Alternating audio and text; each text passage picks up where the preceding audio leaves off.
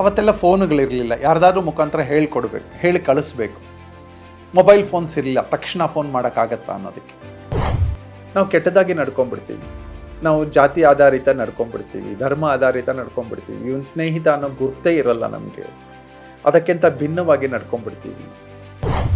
ಇವತ್ತು ಎಲ್ಲಿ ನೋಡಿದ್ರೆ ಅಲ್ಲಿ ಕೋರ್ಟಲ್ಲಿ ಕೇಸುಗಳು ಜಾಸ್ತಿ ಆಗ್ತಾ ಇದೆ. ಯಾಕೆ ಆಗ್ತಾ ಇದೆ ಅಂತಂದರೆ, ಒಬ್ರಿಗೂ ತನ್ನ ಪರಿಸ್ಥಿತಿಯನ್ನು ಅರ್ಥ ಮಾಡಿಕೊಂಡು 4 ಜನರ ಜೊತೆ ಬದುಕೋಕ್ಕೆ ಕಷ್ಟ ಆಗ್ಬಿಟ್ಟಿದೆ. ಇವ್ರು ಯಾರೋ ಕೀಳು ಜಾತಿ, ಇವ್ರು ಯಾರೋ ಮೇಲ್ಜಾತಿ, ಹೀಗೆ ಅಂದ್ಕೊಂಡು ನಮ್ಮ ಒಳಗಡೆ ಒಂದು ಪರದೆಯನ್ನು ಹಾಕ್ಕೊಂಡ್ಬಿಡ್ತೀವಿ. ಆ ಪರದೆ ದೊಡ್ಡದಾಗ್ತಾ ಹೋಗುತ್ತೆ, ತಿಕ್ಕಾಗ್ತಾ ಹೋಗುತ್ತೆ, ಹರಿತಾ ಹೋಗುತ್ತೆ, ಸಂಬಂಧಗಳನ್ನು ಪೂರ್ತಿ ಹಾಳು ಮಾಡ್ಕೊಂಡ್ಬಿಡ್ತೀವಿ.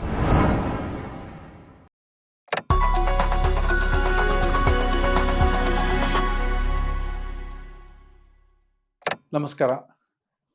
4M management of mad monkey mind ಸಂದರ್ಭಗಳನ್ನು ಆಧಾರಿತ ಮಾಡಿಕೊಂಡು 108 ದಿನಗಳ ಮನಸ್ಸಿಗೆ ಶಕ್ತಿ ತುಂಬುವುದು ಹೇಗೆ ಅನ್ನುವ ಸೀರೀಸನ್ನು ಮಾಡ್ತಾ ಇದ್ದೀವಿ. ನಿಮ್ಮೆಲ್ಲರ ಪ್ರೋತ್ಸಾಹ, ನಿಮ್ಮ ಫೀಡ್ಬ್ಯಾಕ್, ನಿಮ್ಮ ಇಂಟ್ರೆಸ್ಟ್, ನಿಮ್ಮ ಸ್ಫೂರ್ತಿ ನಮ್ಮ ಜೊತೆಗೆ ಯಾವಾಗಲೂ ಇದೆ ಅಂತ ಅಂದ್ಕೊಂಡು ಅದೇ ಸ್ಫೂರ್ತಿಯನ್ನು ವಾಪಸ್ ನಿಮಗೆ ಕೊಡುವ ಒಂದು ಪ್ರಯತ್ನ. ಮನಸ್ಸು ಶಕ್ತಿಯುತವಾಗಿದ್ದರೆ ಕ್ಯಾರೆಕ್ಟರ್ ಶಕ್ತಿಯುತವಾಗತ್ತೆ. ಅದು ಶಕ್ತಿ ಇದ್ದರೆ ಫೈನಾನ್ಷಿಯಲಿ ಚೆನ್ನಾಗಾಗ್ತೀವಿ, ಸಂಬಂಧಗಳನ್ನು ಚೆನ್ನಾಗಿ ಇಟ್ಕೋತೀವಿ, ಬಿಸ್ನೆಸ್ ಚೆನ್ನಾಗಾಗತ್ತೆ, ಯಾರೋ ಕೆಲಸದಲ್ಲಿದ್ದಾರೆ ಅವರಿಗೆ ಉನ್ನತ ಸ್ಥಾನಕ್ಕೆ ಹೋಗೋಕ್ಕೆ ಅನುಕೂಲ ಆಗುತ್ತೆ. ಅಂತಹ ಸೀರೀಸೇನೆ ಈ 4M series, management of mad monkey mind. ಅದರಲ್ಲಿ ಒಂದು ಸಂದರ್ಭ, ಒಂದು ನನ್ನ ಲೈಫ್ನಲ್ಲಿ ಆದಂತಹ ಒಂದು ಘಟನೆ. ನನ್ನ ಸ್ನೇಹಿತ ರಿಯಾಜ್ ಅಹ್ಮದ್ ಅಂತ, ಅವರೊಂದು ಶೇಷಾದ್ರಿಪುರದಲ್ಲಿದ್ದರು. ನಾನು ಜಯನಗರದಲ್ಲಿ ವಾಸ ಮಾಡ್ತಾ ಇದ್ದೆ. ಏನೋ ನೆಪಕ್ಕೆ ನಾವಿಬ್ಬರು ಸಿಗ್ತಾ ಇದ್ವಿ. ಅವ್ರು ಸಿಕ್ಕಿದಾಗೆಲ್ಲ ನಮ್ಮ ಜೊತೆ ಕೂತ್ಕೊಳ್ಳೋರು, ಒಂದು ತಿಂಡಿ ತಿನ್ನೋರು. ತಿಂಡಿ ತಿಂದು ಸ್ವಲ್ಪ ಹೊತ್ತು ಮಾತಾಡ್ತಾ ಅವ್ರು ಹಾಡು ಹೇಳೋಕ್ಕೆ ಶುರು ಮಾಡೋರು. ಅವರ ತುಂಬ ಒಳ್ಳೆ ಪಾಯಿಂಟ್ ಅಂತಂದರೆ, ನನಗೆ ಅವ್ರಿಗೆ ಅಟ್ರಾಕ್ಷನ್ ಅಂತಂದರೆ, ಅವರು ಬೈಜು ಬೌರಾದ ಹಾಡುಗಳನ್ನು ಹೇಳ್ತಾ ಇದ್ರು. ಭಗವಾನ್ ಅನ್ನೋ ಒಂದು ಹಾಡಿದೆ. ಆ ಹಾಡನ್ನು ಕೇಳ್ತಾ ತಲ್ಲೀನ ಆಗ್ಬಿಡ್ತಾ ಇದ್ವಿ. ಮುಖೇಶ್ ಅವರ ಹಾಡುಗಳನ್ನು ಹೇಳೋರು, ರಫಿ ಅವರ ಹಾಡುಗಳನ್ನು ಹೇಳೋರು. ನಮಗೆ ಆ ಹಾಡುಗಳನ್ನು ಕೇಳ್ತಾ ಅವ್ರ ಮೇಲೆ ಅತಿಯಾದ ಪ್ರೀತಿ, ಅತಿಯಾದ ಬಾಂಧವ್ಯ ರೆಡಿ ಆಗ್ತಾ ಇತ್ತು. ಯಾವಾಗಲೂ ರಿಯಾಜ್ ಸಿಗ್ತಾರೆ ಅಂತಂದರೆ ಸಾಕು. ಅವತ್ತೆಲ್ಲ ಫೋನುಗಳಿರಲಿಲ್ಲ, ಯಾರ್ದಾದ್ರೂ ಮುಖಾಂತರ ಹೇಳ್ಕೊಡ್ಬೇಕು, ಹೇಳಿ ಕಳಿಸ್ಬೇಕು. ಮೊಬೈಲ್ ಫೋನ್ಸ್ ಇರಲಿಲ್ಲ, ತಕ್ಷಣ ಫೋನ್ ಮಾಡೋಕ್ಕಾಗತ್ತಾ ಅನ್ನೋದಕ್ಕೆ. ಇಂಥ ಸಂದರ್ಭದಲ್ಲಿ ನಮ್ಮ ಮನೆಗೆ ಒಂದಿನ ಅವ್ರು ಬಂದರು. ನನ್ನ ಹುಟ್ಟಿದಬ್ಬದ ದಿನ ಅವ್ರು ನಮ್ಮ ಮನೆಗೆ ಬಂದರು. ಬರುವಾಗ ಕೈಯಲ್ಲಿ ಪ್ರಸಾದ ಹಿಡ್ಕೊಂಡು ಬಂದರು. ತೆಂಗಿನಕಾಯಿ, ಕುಂಕುಮ ಮತ್ತು ಪ್ರಸಾದಗಳೆಲ್ಲ ಹಿಡ್ಕೊಂಡು ಬಂದರು. ನಮ್ಮ ಮನೆ ಪಕ್ಕದಲ್ಲಿ ರಾಗಿಗುಡ್ಡ ಅನ್ನುವ ಹನುಮಂತನ ದೇವಸ್ಥಾನ ಇತ್ತು. ನಮ್ಮ ಮನೆಗೆ ಅವ್ರು 8 ಗಂಟೆಗೆ ಬಂದರು. ಆದರೆ ಅವರು 6:15 ಹೋಗಿ ದೇವಸ್ಥಾನದಲ್ಲಿ ಕಾಯ್ತಾ ಇದ್ದು ಬಾಗಿಲು ಓಪನ್ ಮಾಡಿದ ಮೇಲೆ ಅಲ್ಲಿ ಪೂಜೆ ಮಾಡಿಸಿ ನನ್ನ ಹೆಸರಲ್ಲಿ ಪ್ರಸಾದವನ್ನು ತಂದರು. ನನಗೆ ಅವತ್ತಿಗೆ ಆಶ್ಚರ್ಯನೂ ಆಯಿತು, ತುಂಬ ಖುಷಿನೂ ಆಯಿತು. ಒಂದು ಮುಸ್ಲಿಂ ಒಬ್ಬ ಹಿಂದೂಗೆ ಪೂಜೆ ಮಾಡಿಸ್ಕೊಂಡು ಬರೋದು ಅಂತ ಎಂತಹ ಆದರ್ಶ ಅಲ್ವಾ ಇದು ಅಂತ ಅನ್ನಿಸ್ತು. ಅವ್ರು ಬಂದರು, ಕೇಳಿದೆ ನಾನು, ನೀವು ಹೋಗಿ ಪೂಜೆ ಮಾಡಿಸ್ಕೊಂಡು ಬಂದಿದ್ದೀರಲ್ಲ ಅಂತ. ಹರಿಬೈ, ನೀವು ನಮ್ಮವ್ರಲ್ವಾ ಅಂತಂದರು. ಇದೆಲ್ಲೂ ಇನ್ಸಾನಿಯತ್ ಅಲ್ವಾ ಅಂತ ಅವರೊಂದು ಉರ್ದು ಭಾಷೆಯಲ್ಲಿ ಹೇಳಿದ್ರು. ಅಂದರೆ ಇದು ಮನುಷ್ಯತ್ವ ಅಲ್ವಾ? ನಾವಿಬ್ಬರು ಹೆಸರುಗಳು ಅಷ್ಟೇ ಭಿನ್ನ, ನಮ್ಮ ಆಹಾರ ಪದ್ಧತಿಗಳು ಭಿನ್ನ, ಆದರೆ ನಾವಿಬ್ಬರು ಫ್ರೆಂಡ್ಸ್ ಅಲ್ವಾ? ನಾವು ಕುಡಿತಾ ಇರೋದು ಒಂದೇ ನೀರಲ್ವಾ? ನಾವು ತಿಂತಾ ಇರೋದು ಒಂದೇ ಥರದ ಆಹಾರ ಅಲ್ವಾ? ಭೂಮಿ ಒಂದೇ ಥರದ ಭೂಮಿ ಮೇಲಲ್ವಾ ನಾವು ನಡೆದಾಡ್ತಾ ಇರೋದು? ಬಟ್ಟೆ ಒಂದೇ ಥರ ಹಾಕ್ತೀವಿ, ಯಾಕೆ ನಮ್ಮಲ್ಲಿ ಈ ಡಿಫ್ರೆನ್ಸು ಅಂತ ನನಗೆ ಆ ಕ್ಷಣಕ್ಕೆ ಅವರೊಂದು ಋಷಿ, ತಪಸ್ವಿ ಅಂತ ಅನ್ನಿಸ್ಬಿಡ್ತು. ಅದಾದಮೇಲೆ ನನ್ನನ್ನು ಯಾವಾಗಲಾದರೂ ಅವರ ಮನೆಗೆ ಕರೆಯೋರು. ಮನೆಯಲ್ಲಿ ನಾನು ಹೋಗ್ತೀನಿ ಅಂದಾಗ ನಾನು ವೆಜಿಟೇರಿಯನ್ ಊಟ ಮಾಡೋದು ಅಂತ ಗೊತ್ತಿತ್ತು. ಅವರ ಮಕ್ಕಳು ಎಲ್ಲರೂ ಕೂಡ ಒಂದು ದಿನ ಮುಂಚೆ ಅವ್ರು ನಾನ್ ವೆಜ್ ಪ್ರಿಪೇರ್ ಮಾಡೋದು ನಿಲ್ಲಿಸ್ಬಿಡೋರು. ಆ ಪಾತ್ರೆಗಳು ಕ್ಲೀನ್ ಆಗಿರಬೇಕು ಎಲ್ಲ ಹೇಳಿ ಅವರು ಒಂದು ದಿನದ ಮುಂಚೆ ನನಗೆ ಅಂತ ಇಡೀ ಮನೆಯನ್ನು ತಯಾರು ಮಾಡಿಸಿರೋರು. ನಾನೊಂದು 2-3 ಜನ ಫ್ರೆಂಡ್ಸ್ ಹೋಗ್ತಾ ಇದ್ವಿ.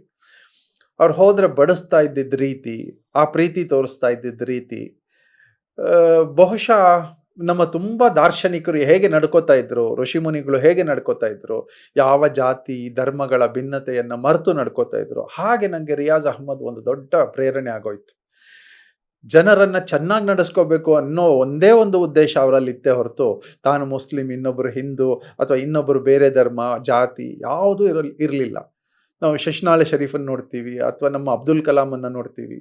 ಇವತ್ತಿಗೆ ಅವರೆಲ್ಲ ಯಾಕೆ ಪ್ರಸ್ತುತ ಇವತ್ತು ಎಲ್ಲರ ಮನಸ್ಸಲ್ಲಿ ನೆಲೆಸಿದ್ದಾರೆ ಅಂತಂದ್ರೆ ಹೀಗೆ ನಡ್ಕೊಂಡಿದ್ದರಿಂದಾನೇ ಅವರೆಲ್ಲ ನೆಲೆಸಿದ್ದಾರೆ ಅಂತ. ನಮಗೆ ಈ ಸಂದರ್ಭಗಳು ಯಾವಾಗ್ಲೂ ಬರುತ್ತೆ. ರಿಯಾಜ್ ತರ ನಡ್ಕೊಳ್ಳುವಂತಹ ಸಂದರ್ಭಗಳು ಬರುತ್ತೆ.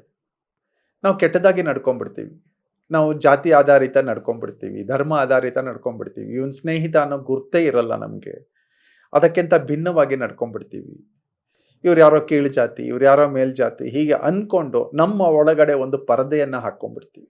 ಆ ಪರದೆ ದೊಡ್ಡದಾಗ್ತಾ ಹೋಗುತ್ತೆ, ತಿಕ್ಕಾಗ್ತಾ ಹೋಗುತ್ತೆ, ಹರಿತಾ ಹೋಗುತ್ತೆ, ಸಂಬಂಧಗಳನ್ನು ಪೂರ್ತಿ ಹಾಳು ಮಾಡ್ಕೊಂಡ್ಬಿಡ್ತೀವಿ. ಇವತ್ತು ಪ್ರಸ್ತುತ ಪ್ರಪಂಚದಲ್ಲಿ ನಡೀತಾ ಇರೋದೇನೆ ಪ್ರೀತಿ ವಿಶ್ವಾಸದ ಕೊರತೆಯಿಂದಾಗಿ ಅಷ್ಟೇ ನಮಗೆ ಈ ಪ್ರಪಂಚ ಹಾಳಾಗ್ತಾ ಇದೆ. ಇವತ್ತು ಯುದ್ಧ ಆಗ್ತಾ ಇದೆ.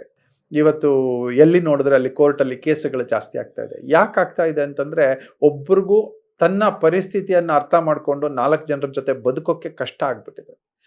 ಅಂಥದ್ದು ನನಗೆ ರಿಯಾಜ್ ಅಹ್ಮದ್ ಈ ಪ್ರಸ್ತುತ ಪರಿಸ್ಥಿತಿಯಲ್ಲಿ ಇಂಥ ಮಹಾತ್ಮರು ಇರಬೇಕು ಅಂತ ನಂಗೆ ಯಾವಾಗಲೂ ಅನ್ಸುತ್ತೆ. ನಮಗೆ ಬೆಳಗ್ಗೆಯಿಂದ ಸಂಜೆವರೆಗೂ ನಮ್ಮ ಜೀವನದಲ್ಲಿ ಎಷ್ಟೋ ಜನ ಬರ್ತಾರೆ. ಮನೆಗೆ ಹಾಲು ಕೊಡೋರು ಬರ್ತಾರೆ, ಪೇಪರ್ ಹಾಕೋ ಹುಡುಗ ಬರ್ತಾನೆ, ತರಕಾರಿ ತಗೊಂಡು ಹೋಗೋರು ಬರ್ತಾರೆ, ಸೊಪ್ಪು ಕೊಡೋರು ಬರ್ತಾರೆ, ಹೂವು ಕೊಡೋರು ಬರ್ತಾರೆ, ಅದೇ ರೀತಿ ಕಸ ತಗೊಂಡು ಹೋಗೋರು ಬರ್ತಾರೆ. ಯಾಕೋ ನಮ್ಗೆ ಇವ್ರ ಜೊತೆ ಯಾರ ಜೊತೆನೂ ಸ್ಪಂದನಗಳೇ ಇರೋದಿಲ್ಲ. ಒಂದು ಆಟೋ ಅವ್ರು ನಮ್ಮ ಹತ್ರ ಬಿಡೋಕ್ಕೆ ಬರ್ತಾರೆ, ಒಂದು ಟ್ಯಾಕ್ಸಿ ಹತ್ತುತ್ತೀವಿ, ಹೋಟೆಲ್ಗೆ ಹೋಗ್ತೀವಿ, ಒಂದು ಸರ್ವರ್ ನಮಗೆ ತಗೊಂಡ್ಬರ್ತಾರೆ, ಒಂದು ನಮ್ಮ ಜೊತೆಲಿ ಒಬ್ರು ಡ್ರೈವರ್ ಇದ್ದಾರೆ. ಇವರೆಲ್ಲದರ ಜೊತೆ ಪ್ರೀತಿಯಿಂದ ನಡ್ಕೊಳ್ಳೋ ಅಂಥ ಮನಸ್ಥಿತಿನೇ ಕಳೆದೋಗ್ತಾ ಇದೆ. ಅಂದರೆ ನಾವೆಲ್ಲ ಭಿನ್ನ ಅಂತ ಅನ್ಕೊಂಡ್ಬಿಡ್ತೀವಿ. ಎತ್ತರದ ಪರಿಸ್ಥಿತಿಯವರು ಅಥವಾ ಎತ್ತರದ ವ್ಯಕ್ತಿತ್ವದವರು ಅಂತ ಅನ್ಕೊಂಡ್ಬಿಡ್ತೀವಿ. ಹಣ ಇದ್ದ ಮಾತ್ರಕ್ಕೆ ಎತ್ತರದ ವ್ಯಕ್ತಿತ್ವ ಆಗಕ್ಕೆ ಸಾಧ್ಯ ಇಲ್ಲ ಅಂತ ರಿಯಾಜ್ ನಂಗೆ ಯಾವಾಗಲೂ ಪ್ರೂವ್ ಮಾಡೋರು.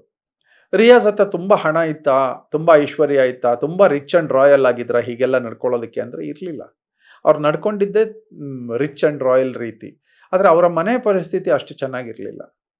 ಪ್ರಸ್ತುತ ಇವತ್ತು ನಾನು ರಿಯಾಜಿಂದ ಕಲ್ತಂಥದ್ದೇನೆಂದರೆ ಎಲ್ಲರನ್ನೂ ಚೆನ್ನಾಗಿ ನಡೆಸ್ಕೊಳ್ಳಿ, ಪ್ರೀತಿ ವಿಶ್ವಾಸದಲ್ಲಿ ನಡೆಸ್ಕೊಳ್ಳಿ ಅಂತ. ಬಹುಶಃ ನನಗೆ ನನ್ನ ಬೆಳವಣಿಗೆಗೆ ಇಂತಹ ರಿಯಾಜ್ ಅಹ್ಮದ್ ಅಂತ ಪ್ರೇರಣೆಗಳೇ ಜಾಸ್ತಿ ಆಗೋಯ್ತು. ಹಾಗೆ ಅದೇ ಆದರ್ಶಗಳೇ ಜಾಸ್ತಿ ಆಗೋಯ್ತು. ನಮ್ಮ ತಂದೆ ಯಾವಾಗಲೂ ಹೇಳೋರು, ರಾಮನವಮಿ ದಿನ ಸ್ಲಮ್ಮಿನ ಸುತ್ತಮುತ್ತ ಮಕ್ಕಳನ್ನೆಲ್ಲ ಕರ್ಕೊಂಬಂದು ನಮ್ಮ ತಂದೆ ಸ್ನಾನ ಮಾಡಿಸೋರು, ಅವ್ರಿಗೆ ಬಟ್ಟೆ ಹಾಕ್ಕೊಡೋರು, ಅವ್ರ ಜೊತೆ ಕೂತ್ಕೊಂಡು ಊಟ ಮಾಡೋರು. ಯಾರೋ ಕೇಳೋರು ನಮ್ಮ ತಂದೆಯನ್ನ, ಏನು ಮಾಡ್ತಾ ಇದ್ದೀರಾ ನೀವು ಅಂದರೆ, ನಾನು ರಾಮನಿಗೆ ಅಭಿಷೇಕ ಮಾಡ್ತಾ ಇದ್ದೀನಿ ಅನ್ನೋರು. ಇದೊಂದು ಎತ್ತರದ ಮನಸ್ಥಿತಿ.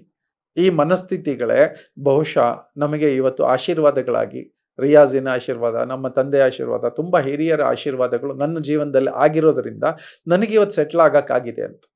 ಈ ಚೈನ್ ಆಫ್ ಗುಡ್ ಈವೆಂಟ್ಸ್ ಅಥವಾ ಚೈನ್ ಆಫ್ ಗುಡ್ ಥಾಟ್ಸ್ ಇದು ಯಾವಾಗಲೂ ಕಂಟಿನ್ಯೂ ಆಗಬೇಕು ಅನ್ನೋ ಉದ್ದೇಶದಿಂದನೇ ಈ ಥರದ ಎಪಿಸೋಡ್ಸ್ಗಳನ್ನು ಮಾಡ್ತಾ ಇದ್ದೀವಿ. ಸಣ್ಣ ಸಣ್ಣ ಚೇಂಜಸ್ ನಮ್ಮ ಲೈಫಲ್ಲಿ ಬಂದರೆ ಸಾಕು. ಒಬ್ಬ ಕೆಲಸದವ್ರನ್ನ ನಡೆಸ್ಕೊಳ್ಳುವ ರೀತಿ, ಒಬ್ಬ ಡ್ರೈವರ್ನ ನಡೆಸ್ಕೊಳ್ಳುವ ರೀತಿ, ಒಬ್ಬ ಕಸವನ್ನು ತಗೊಂಡು ಹೋಗುವವ್ರನ್ನ ನಡೆಸ್ಕೊಳ್ಳುವ ರೀತಿ, ನಮಗೆ ಒಂದು ಸ್ವಲ್ಪ ಚೇಂಜಸ್ ನಮ್ಮಲ್ಲಿ ಕಂಡುಕೊಂಡ್ರೆ ನಮಗೆ ಸೆಲ್ಫ್ ರೆಸ್ಪೆಕ್ಟ್ ಜಾಸ್ತಿ ಆಗುತ್ತೆ, ಸಮಾಜದಿಂದನೂ ರೆಸ್ಪೆಕ್ಟ್ ಜಾಸ್ತಿ ಆಗುತ್ತೆ. ಆ ರೆಸ್ಪೆಕ್ಟು ನಮ್ಮ ಮೊರೇಲನ್ನು ಬೂಸ್ಟ್ ಮಾಡುತ್ತೆ, ನಮ್ಮ ಸ್ವಗೌರವ ತರಿಸುತ್ತೆ. ಹೊರಗಡೆಯಿಂದ ನಮಗೆ ಜನ ರೆಸ್ಪೆಕ್ಟ್ ಕೊಡೋಕೆ ಶುರು ಮಾಡ್ತಾರೆ. ಈ ರೆಸ್ಪೆಕ್ಟ್ಗಳನ್ನು ಆಶೀರ್ವಾದ ಅಂತ ತಗೊಂಡ್ರೆ ಹಣಕ್ಕೆ ಬೇಕಾದರೆ ಹಣ ಕನ್ವರ್ಟ್ ಮಾಡ್ಕೋಬೋದು, ವ್ಯಕ್ತಿತ್ವಕ್ಕೆ ಬೇಕಾದರೆ ವ್ಯಕ್ತಿತ್ವಕ್ಕೂ ಕನ್ವರ್ಟ್ ಮಾಡ್ಕೋಬೋದು. ಇಂತಹ ಎಲ್ಲರ ಜೀವನದಲ್ಲಿ ಸಣ್ಣ ಸಣ್ಣ ವ್ಯಕ್ತಿಗಳು ನಮಗೆ ಆದರ್ಶಪ್ರಾಯವಾಗಬೇಕು. ಅವರೆಲ್ಲರ ಜೀವನದ ಸ್ಫೂರ್ತಿಯನ್ನು ನಮ್ಮ ಜೀವನದಲ್ಲಿ ಸಕ್ಸಸ್ ಫಾರ್ಮುಲಾ ಆಗಿ ಅಳವಡಿಸ್ಕೊಂಡ್ರೆ ಬಹುಶಃ ನಮ್ಮೆಲ್ಲರ ಜೀವನ ತುಂಬ ಸುಗಮವಾಗಿರುತ್ತೆ, ಚೆನ್ನಾಗಿರುತ್ತೆ. ಧನ್ಯವಾದ.